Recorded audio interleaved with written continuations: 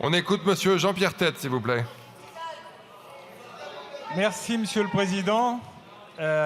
Madame la Ministre, Madame la Présidente de Commission, Monsieur le rapporteur, je pense que lorsque la droite républicaine est du côté notamment des propriétaires, on l'a démontré quand on avait porté la loi anti-squat, qui avait d'ailleurs été repris par Kasbarian et qui avait permis à un certain nombre de propriétaires de se sortir du problème des squats. On est évidemment, en termes de bon sens, à côté des propriétaires qui ont des difficultés.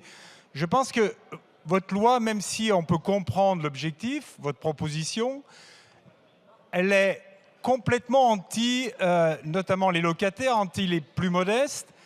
On ne peut pas comprendre que vous défendiez quelque chose qui ne permet pas aux gens de se loger correctement dans des appartements qui peuvent être chauffés correctement et qui ne sont pas des passoires thermiques.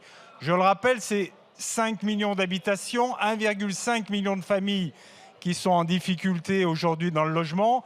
Et je pense que faire un DPE beaucoup moins strict ne serait pas du tout une solution.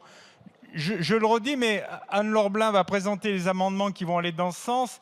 Il y a un certain nombre de propositions qui peuvent être faites, notamment repousser l'instauration d'un plan, enfin faire un plan pluriannuel, de travaux de logement en copropriété, ce qui permettrait aux locataires d'avoir un engagement des propriétaires, d'avoir des rénovations et porter ces rénovations-là.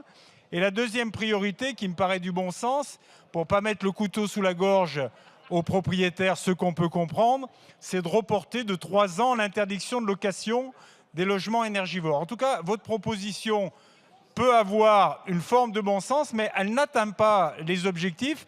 Elle atteint surtout l'objectif que vous avez plongé un certain nombre de vos concitoyens, d'ailleurs de vos circonscriptions, dans la difficulté et les mettre face à des factures d'énergie notamment inaccessibles. Et je pense que ce n'est pas le but de cette proposition. Je vous remercie.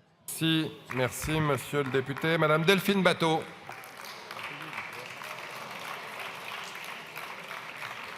Merci, Monsieur le Président. Au nom du groupe écologiste et social, je voudrais d'abord dire notre solidarité